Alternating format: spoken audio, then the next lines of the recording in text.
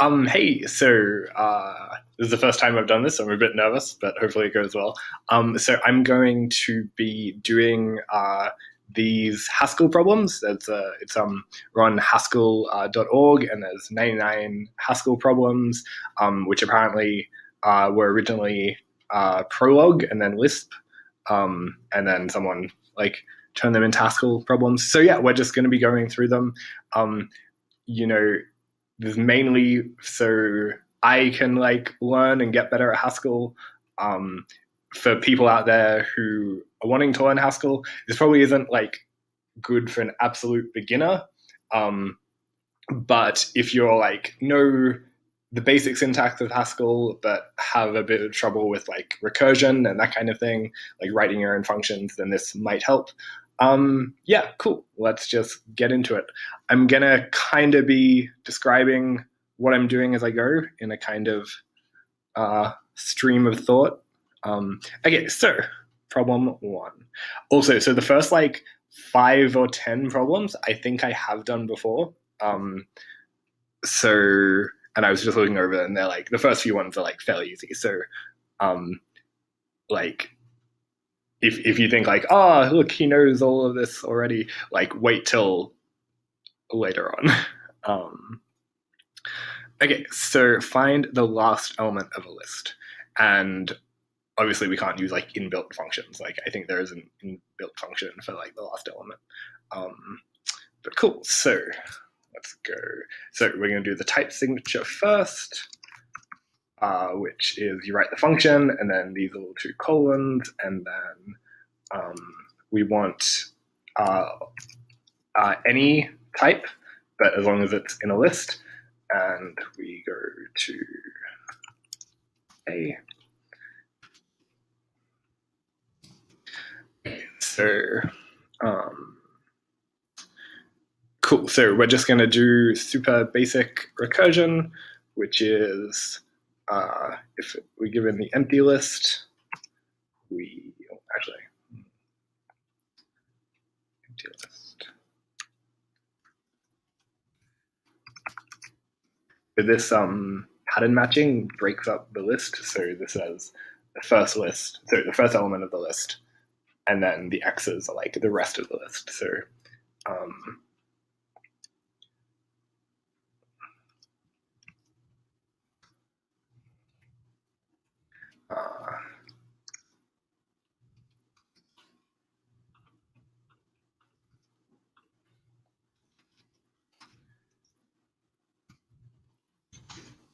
what this is doing is if the list just has one element, then it just returns that element.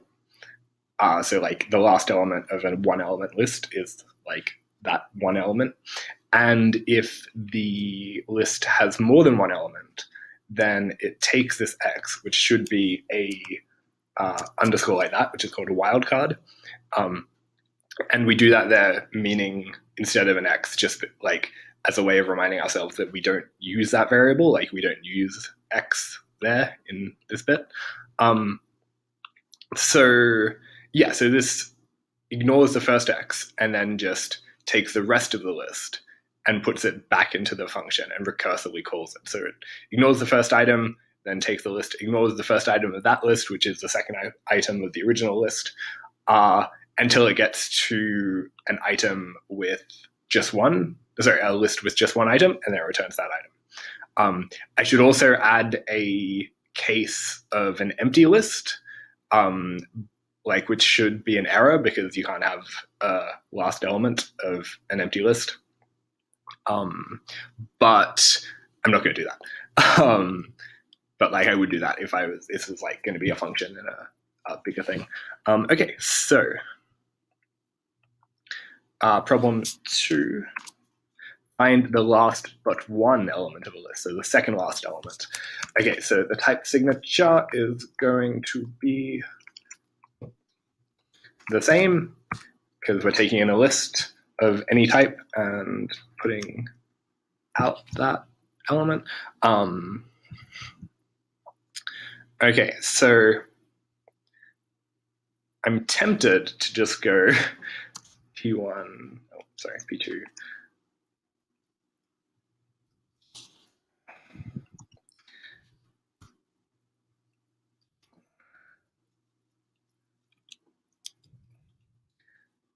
So this isn't a very elegant solution, but so what we're doing here is the exact same as this, except the first pattern we're matching is 2 elements instead of 1, and then putting the first of those elements. So the recursion still happens, and it just gets that element, the second to last element, not the last. Again, this would this should have a case for the empty list and also a list with just 1 element.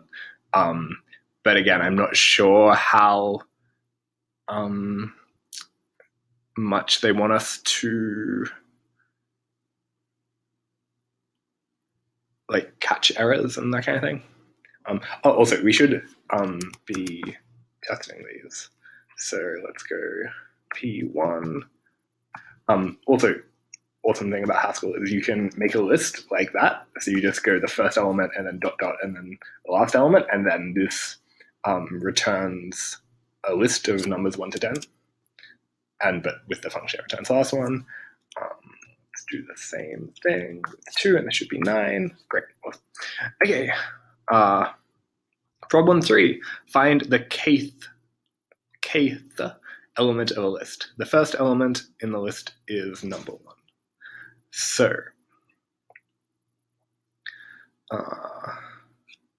cool. So, again, I think there's an inbuilt way of doing this, but we're not going to do that because that's not the point. Okay, so type signature is again the same because we're taking a list and putting out another list. So what we're going to do here, but we're going to use a helper function, so we want, no, we're not going to use those yet. So what we want is a list of A's and then an int to count like what item. So like if we want the third item, the int will be 3. And we want that to output an A. So we want list n equals. Okay, so if the list is an empty list, then there'll be an error. So what we want is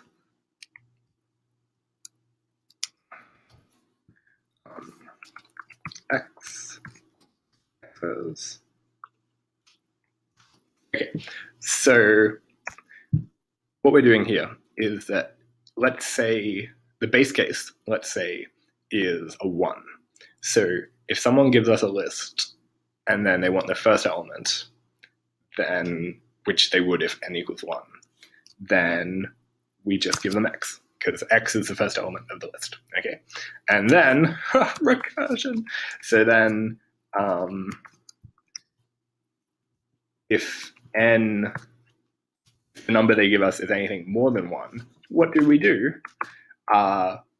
So we just feed this bit of the list, the x's. So we get rid of the first element. So again, this should be a wildcard. And then we minus n by 1. So we de-increment n.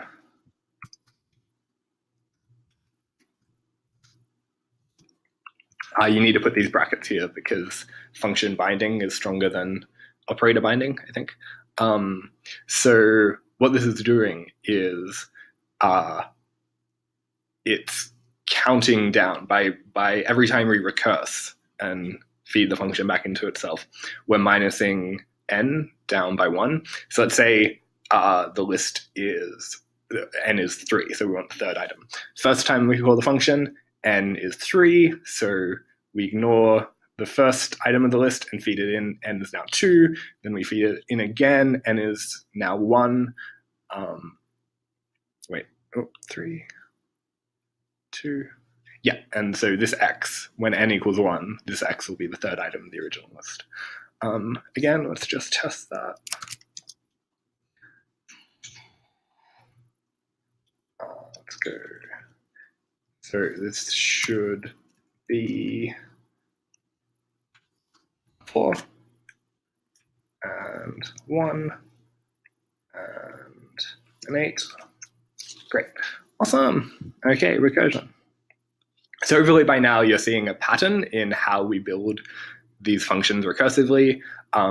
If you're a math person, then it's very similar to proof by induction. You have a base case, which is different depending on the situation, and then you have an inductive or recursive step where you feed the function back into itself with some alteration to its arguments, such that when it gets to the base case, it eventually outputs what you want. Okay, so problem 4. Find the number of elements of a list. Okay, again, so try to think how we would do this. Again, using the recursion that we've been doing. Okay, and the type signature is a list of any type and an int, because we're putting like the number of items that is in the list. Okay, now how do you think we do this? So, what we're going to do is, again, get rid of an item each time. Okay, let's do the base case first. So, if we're given just an empty list, which is that, how many items in the empty list? 0. That. Instead of writing out every one, what we're going to do is, if we're given a non-empty list, which we represent by that, then we want to get rid of this x. Again, wildcard, and add 1, and then plus the rest of the list. So P4.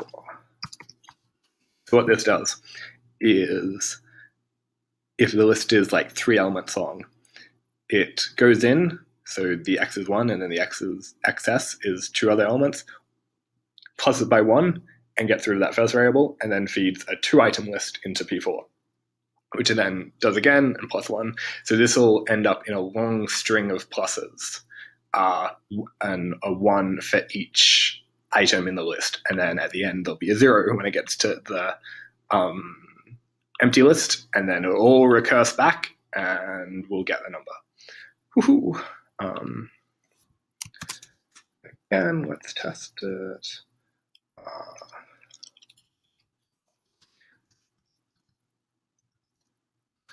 And so it should be 10. Woohoo! Okay.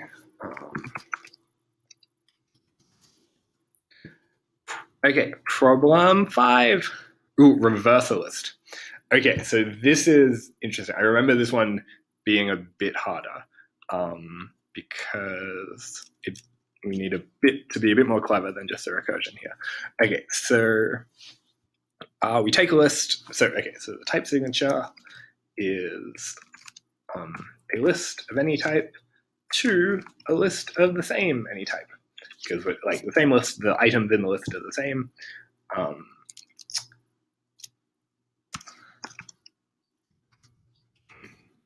Okay, so when in doubt, always just start with a base case. So like, I'm not sure what I'm going to do here, but we know that if it's the empty list, we give back the empty list.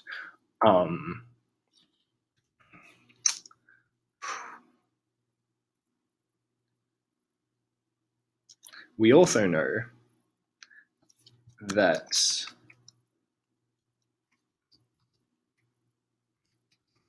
if it's an x and x's,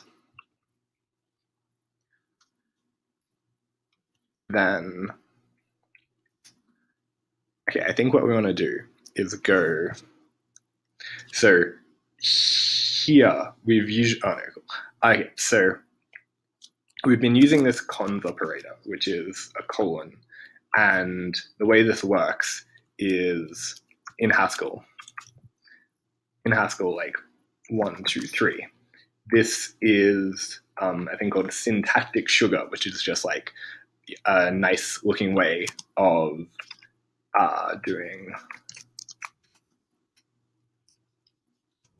of that. So these are the same things. Like if you input this into Haskell, it'll evaluate to that. So, and that's how we can do this whole XOR thing, because it's the equivalent of saying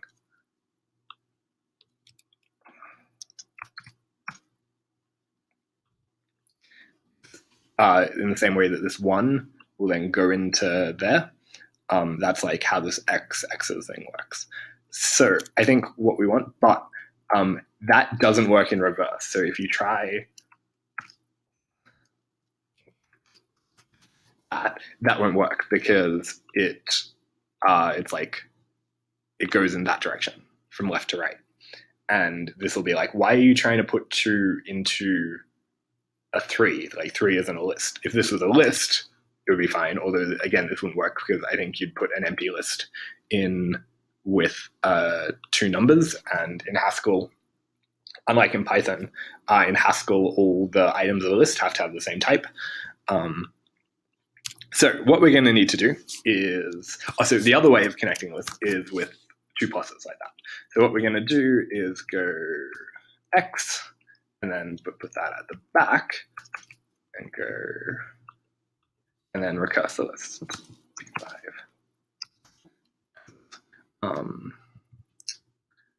And I think this will work, because yeah, so also empty list plus some list isn't that.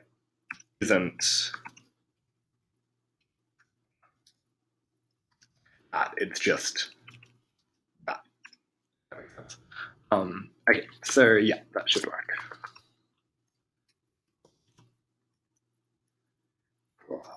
Okay. 5. Should be reversed. 10, 9, 8, 6. Yeah, awesome. Woohoo. Okay. So yeah, that actually wasn't as hard as I thought, but because we have this nice plus symbol. Problem 6. Find out whether a list is a palindrome. A palindrome can be read forward or backwards. Okay. Cool. So again, so the type signature for this is a list of any type to a bool, which is either true or false, because we're checking whether this function outputs, like we're checking something about this function. So we either want it to say it's true, yes, it's a palindrome, or no, it's false. So when in doubt, we're given the empty list, true, because the empty list is a palindrome. Or like, maybe it's not, but like, it doesn't really matter, our purposes. And also when it's given just X equals true. Because again, if it's just one item, it's also a palindrome. Okay, so now I think what we need to do is like match, like in order for it to be a palindrome, we want the first item and the last item of the list to match. So maybe something like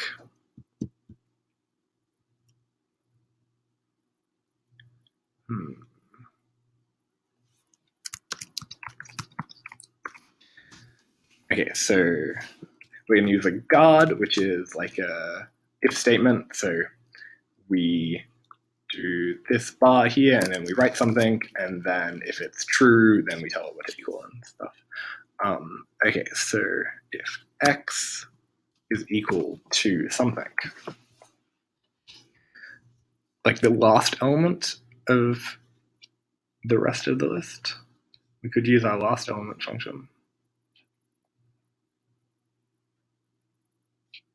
Yeah, okay, let's do that. So that was P1. So what I'm saying here is if x, its first element, is equal to the last element, which is p1, because remember that is what we did there, then something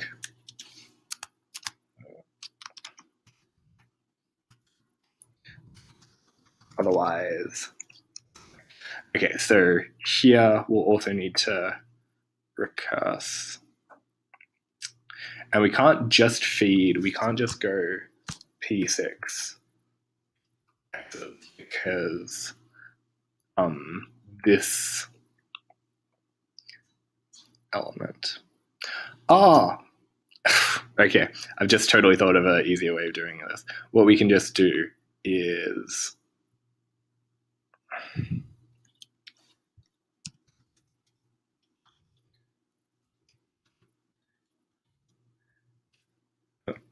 okay, so yeah, that was silly. What we're just going to do is check if the list is the same as the reverse list, which may be slightly computationally worse, but yeah.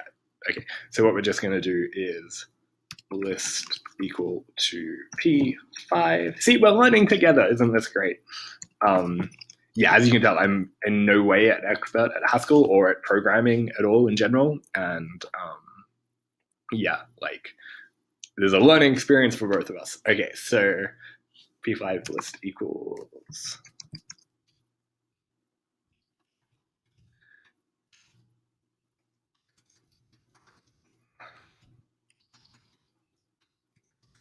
also we don't need these.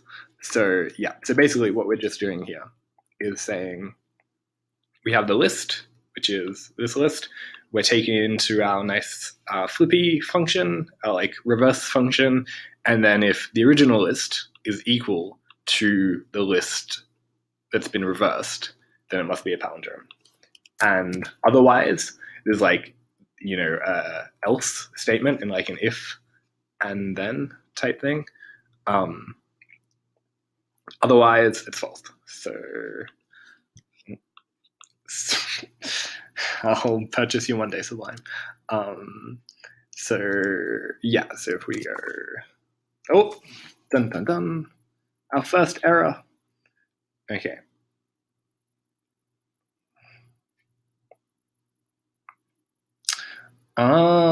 Interesting. So because, okay, so what's happening here is it's saying this equals operator. It is then, yeah, sorry, I should know this. So we don't have a notion of that two things are equal for every single type. So if this was just numbers, like if we change that to this, and this should work, then it loads perfectly. But because we want any type, then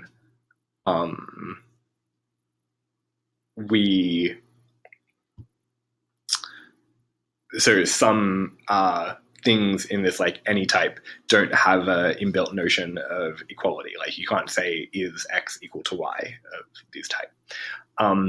But because I'm not sure how to check if it's a palindrome without an equal thing, instead of changing this, we're just going to restrict the type. So what we're going to do is add some context. So QA. What we're saying here is that, sure, A can be any type, but it has to be in the type class EQ for like equal. So I might on the screen here put like there's a like graph of all the like type classes and subclasses and stuff in Haskell. And many of them are in EQ, but not all of them, which is why just any doesn't necessarily have a concept of equality. Awesome. Okay, so that should work. And then if we go P6, 1, 2, 3, 2, oh, yeah, that's enough. 2.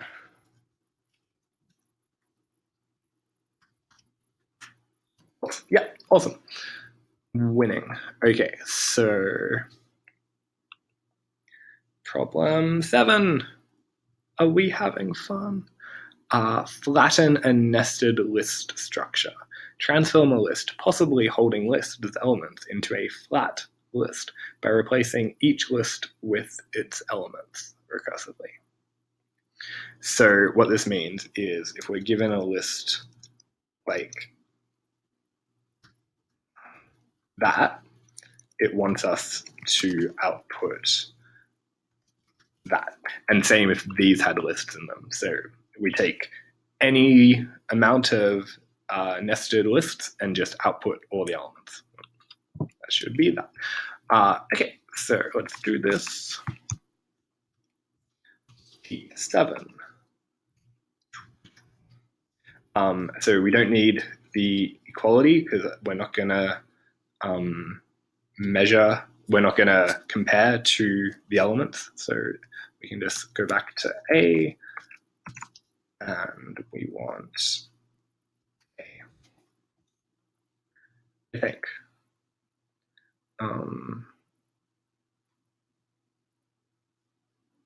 Like maybe this should be that, like a list of lists, but then if there can be any, okay, we're gonna try this. P7. Okay, so if it's the empty list, we return the empty list.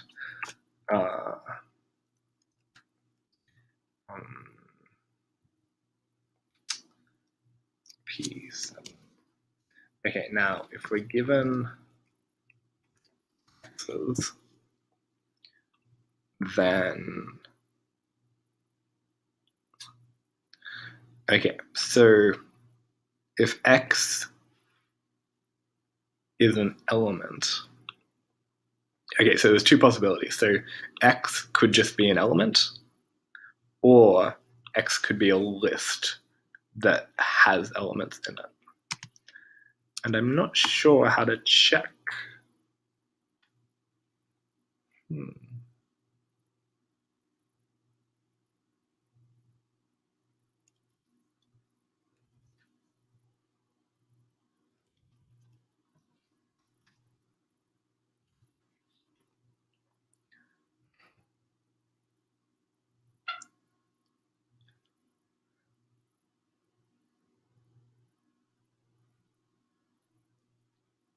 And this is a long enough pause that I'll probably edit this out.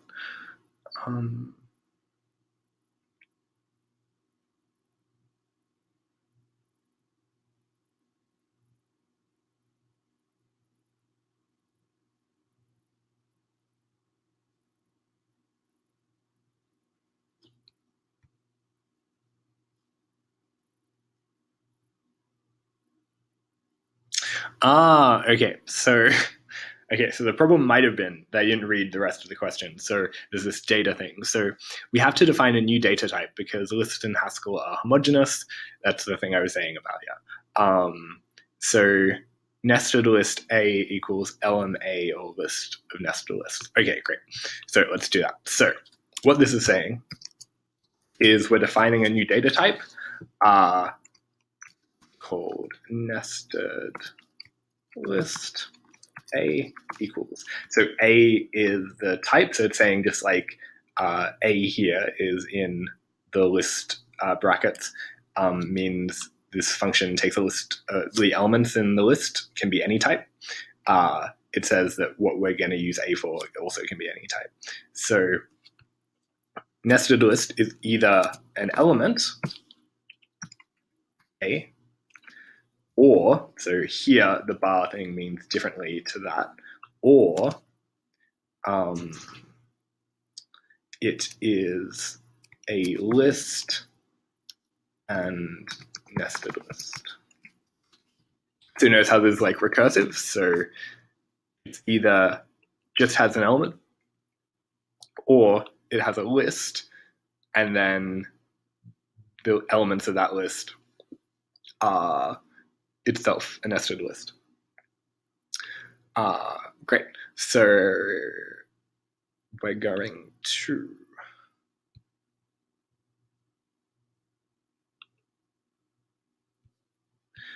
okay.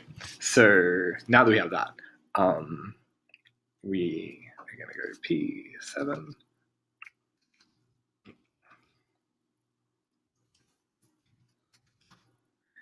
So now the type is nested list A. I think that's right. We may need to put brackets around that.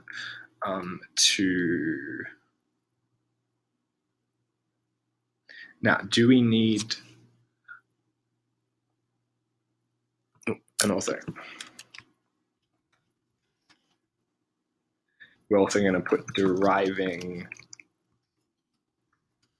show here, which means we can print this. So now that we have this, if we like wanted to evaluate that here, it like wouldn't print because we haven't told it that it makes sense to print like element A or list. So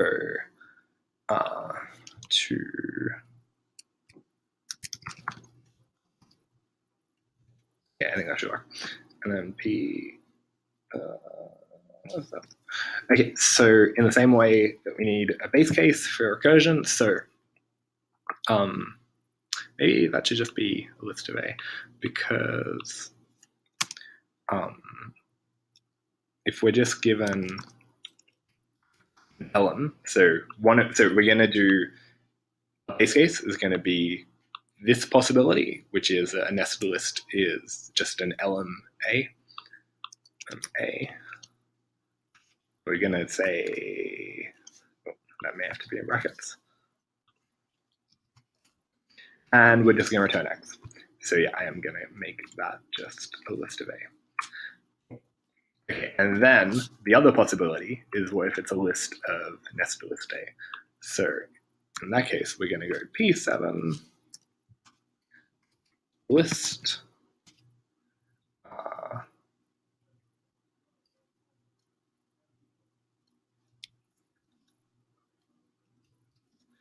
okay, and what if this is the empty list, then we want to equal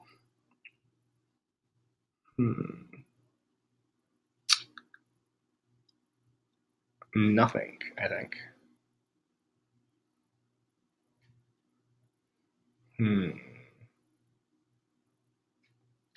Okay, so that's a bit unfortunate. So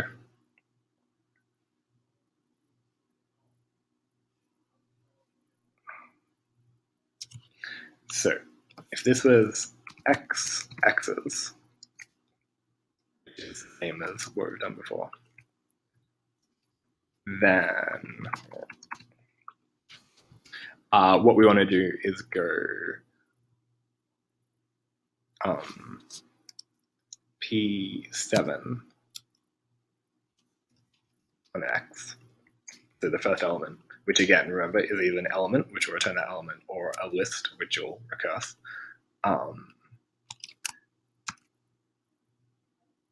And then con with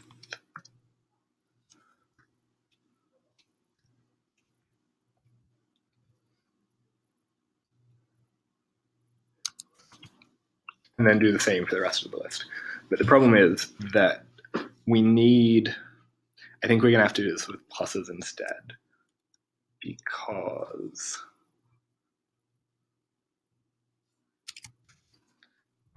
and then put that in. Again, will be more computationally expensive, but what are you going to do? And then we need a base case for, so we already have this base case, but we need another case for if the list is empty. So list. I think we just have to do that. I don't like this solution. This is like kind of ugly. I feel like there's definitely a better way of doing this. I may check. So each of these questions has solutions, which I'm not going to like, I'm going to try to do all of them. But if I have an even like really ugly solution like this, then I'll probably like check the intended solution and find a better way of doing it. Yay, learning. Woohoo. Okay. So let's see if that works.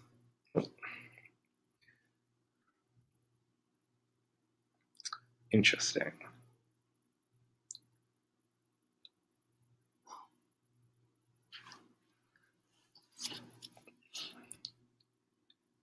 Could it match expected type nested? Interesting.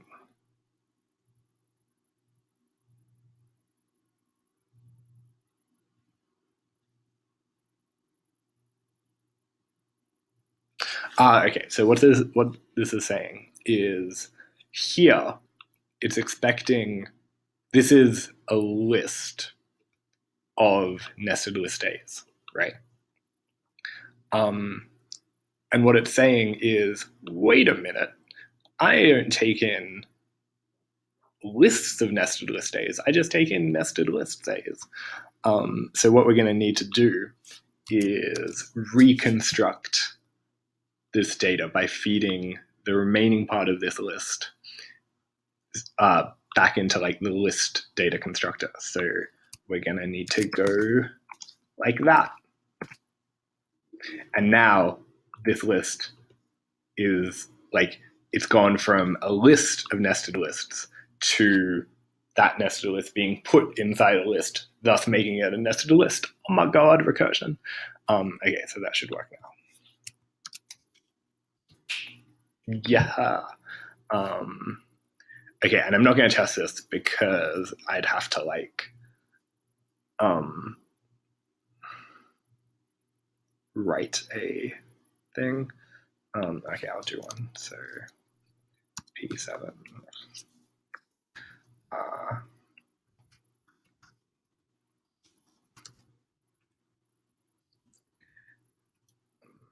5. No. Too long. Too lazy. Right. Okay, next problem. Okay, problem 8. Okay, eliminate consecutive duplicates of list elements. If a list contains repeated elements, they should be replaced with a single copy of the element. The order of the elements should not be changed. Okay, cool. So again, because like this function in problem 6, this can only be done by comparing the elements of the list. That's like, there's no other way to say to get rid of duplicates without, like, you can't have duplicates without a notion of two things being equal and being the duplicate of each other. So yeah, so we're going to need to have the context of EQA, which means that A can be anything as long as it's in the type class that has a notion of equality. Also, again, I'm so not an expert on this. I'm probably saying words wrong, and like maybe that like I'm saying type when I mean type class, or class when I mean type, or that kind of thing. So like definitely read a book. Okay, so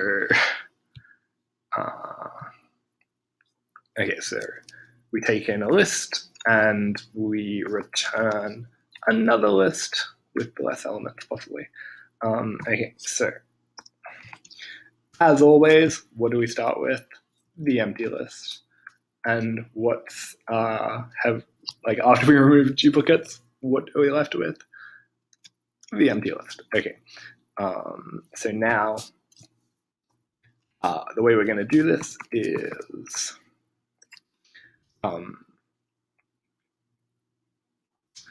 so we're going to do this with 2 elements. So we're going to go, if we go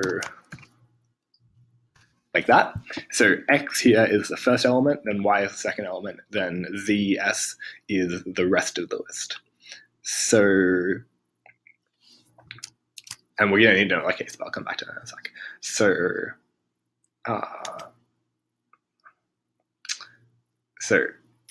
if X equals Y, then that means they're duplicates of each other. So we want to remove one of them. So then the list we want to return is X con, then we still need to check if Y is, So we can't get rid of y now. We still need to feed y back, but we need to make sure that y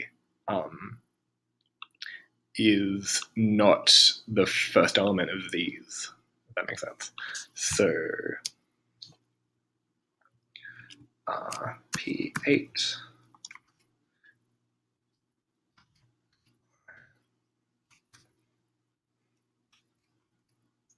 and then what if they are equal? Otherwise, so this in this case, they aren't equal. But then,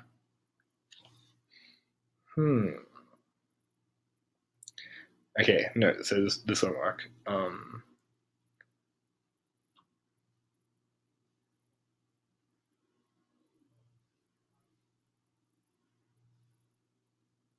Oh, no, okay, here's what we want. So if they are equal, we just won't put x in, right? Because if y isn't equal to these, so what this is going to do, what I thought is that if like the list has like is like 1 1 1, that we would take the first one and get rid of the second two. But what we're actually going to do is get rid of the first two and take the third duplicate, and that's the one that's going to stay. Not that really matters. Like that, I'm not even sure if that makes sense because like they're all duplicates. But okay. Anyway, equals, and then this way.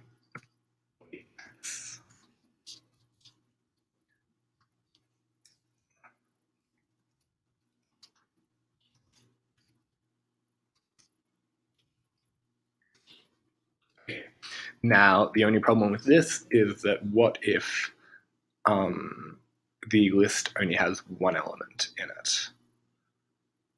So I think our base case should be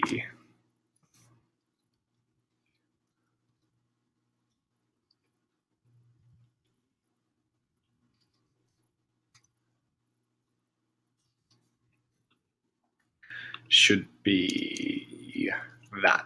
And so let's say these is, let's say it's just 3 elements. So compares the 1 and the 2, they're not equal, so it leaves the 1, and then it compares the 2 and the 3.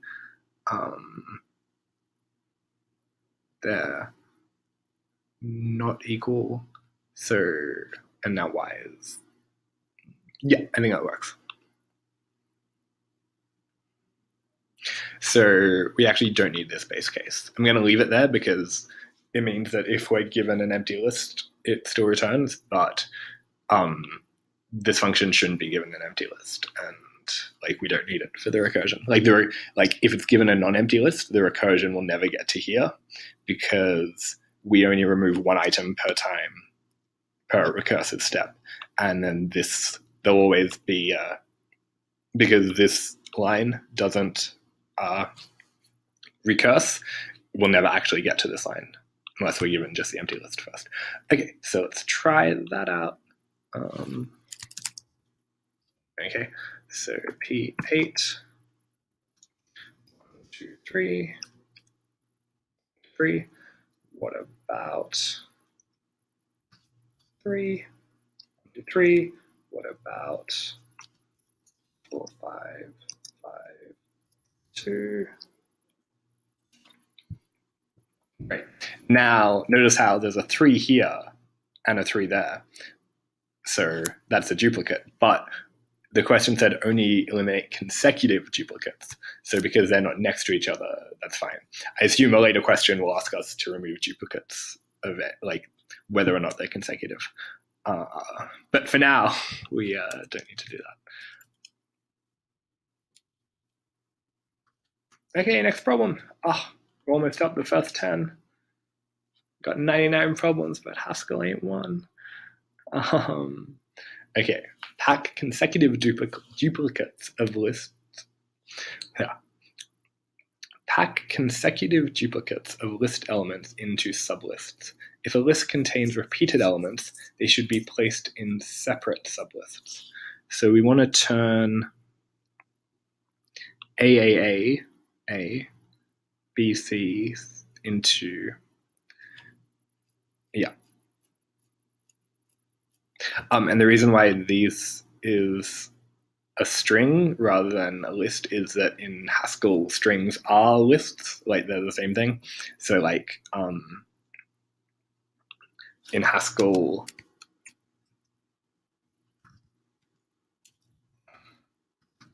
is the same as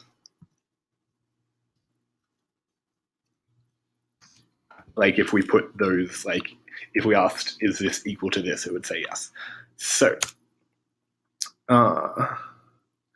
okay, so again I'm just gonna copy that because it's the same. Oh, actually no, it might be a list of lists A's. I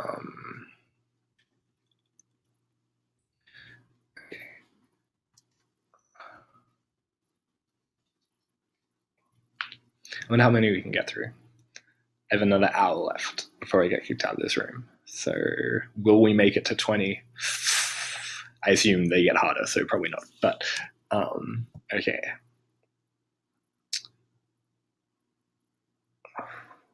Okay, sorry. Lost focus. Okay, so what are we doing? Okay, so I think again, we're going to use this structure. So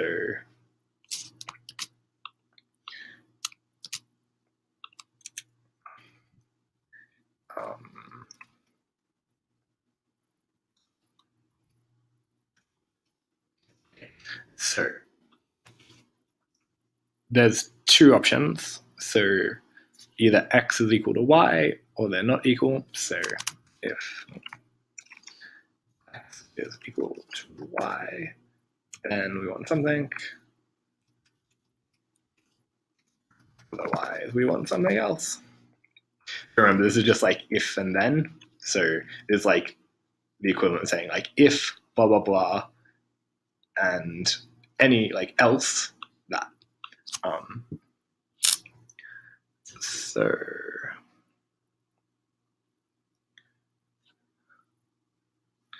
okay, so if x is equal to y, we want x, y.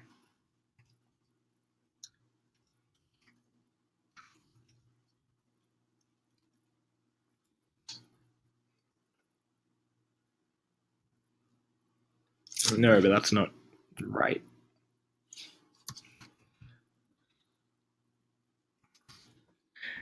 So this isn't enough because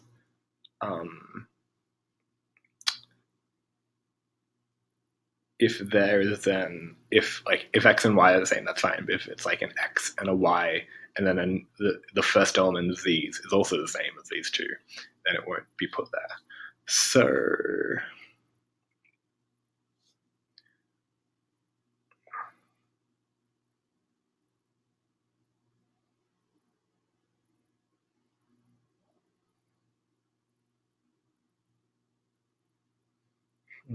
what if we went x cat with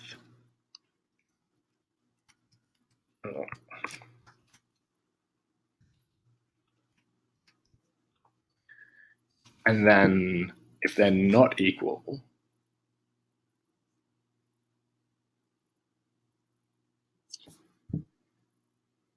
then we want to start a new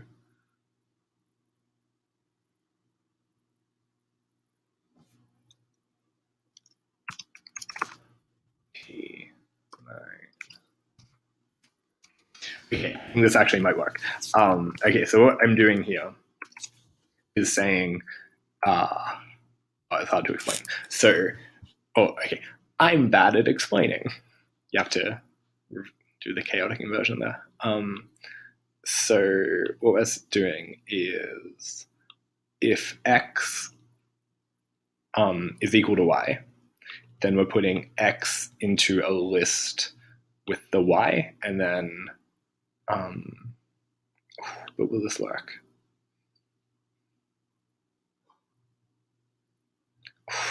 Yeah, this still won't work. Damn it. Okay, this is a hard one.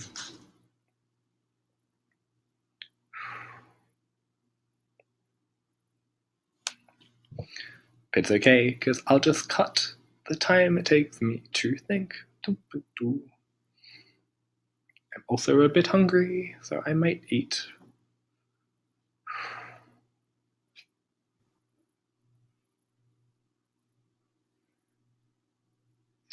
Okay, I give up. I'm gonna check the solution. Ah, this.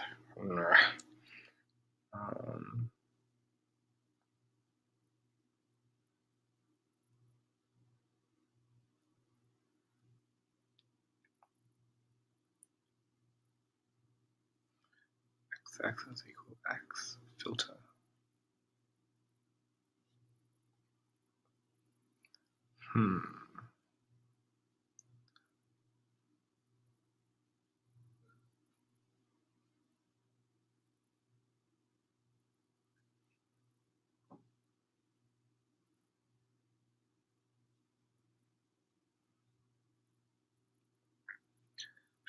Okay, so it looks like all the solutions have like wheres.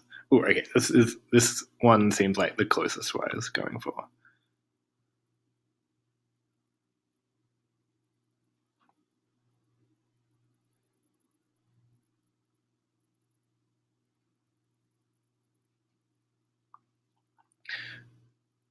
So this is saying if X is an element of the head of pack the rest of the list.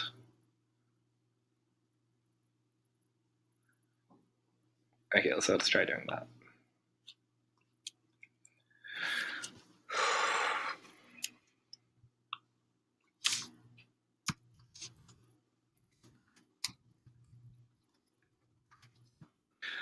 That's cool. A lot of these have like filters and take whiles and folds and stuff, which I was like trying to not use inbuilt functions like that. But from here on out, it looks like we'll have to. Okay. So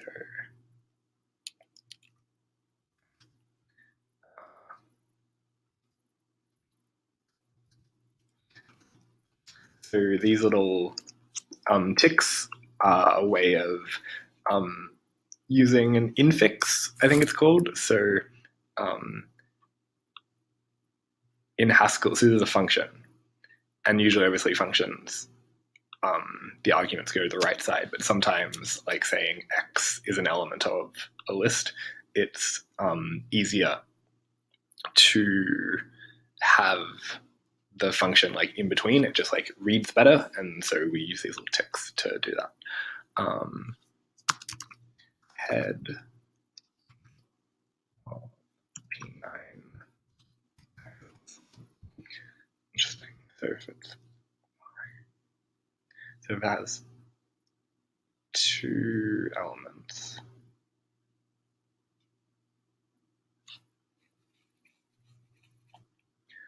X and Y.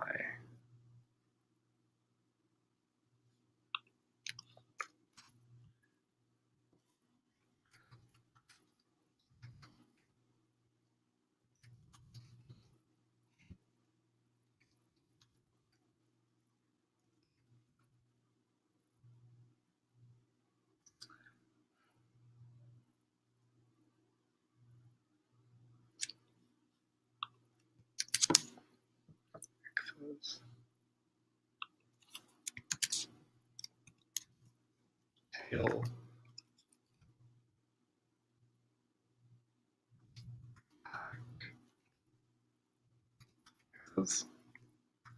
Yeah, I do not get that.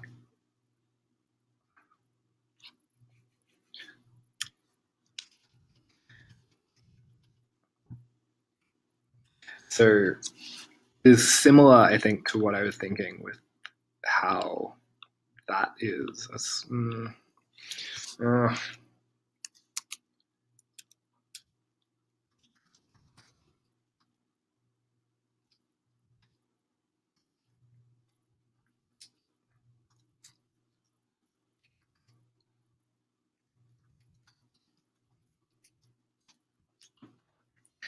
Okay, I think we can improve this. So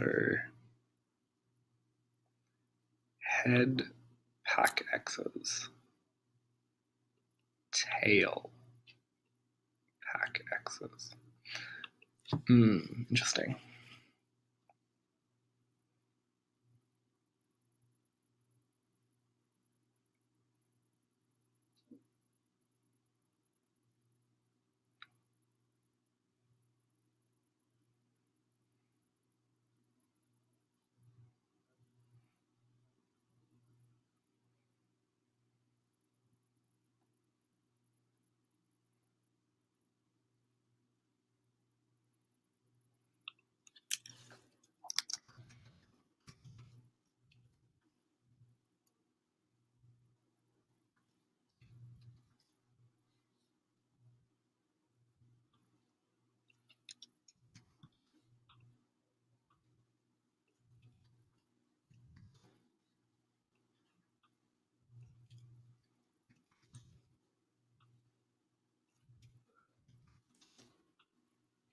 Okay, so I just use this where clause to make this a bit repetitive and the lines shorter. So in Haskell, you can, like, inside a function, you can go where and then define some variable that's only defined in that function.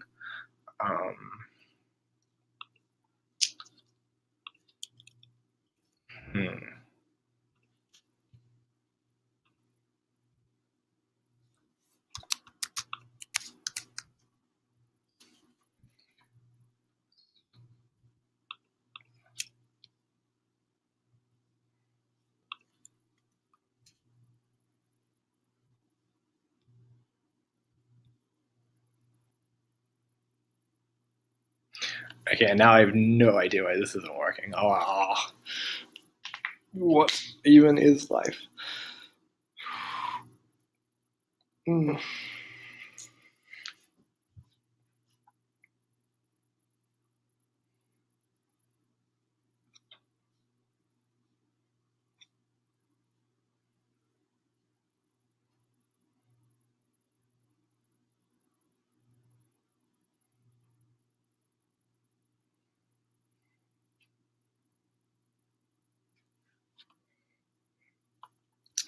Okay, so I'm almost out of time, so I might stop there and hopefully before I next do another video, I can have a look at this solution page and try to understand more of this. We were doing pretty well until we got to like problem 9. That kind of slowed us down. But yeah, hope you guys enjoyed this video, and I'll see you in the next one.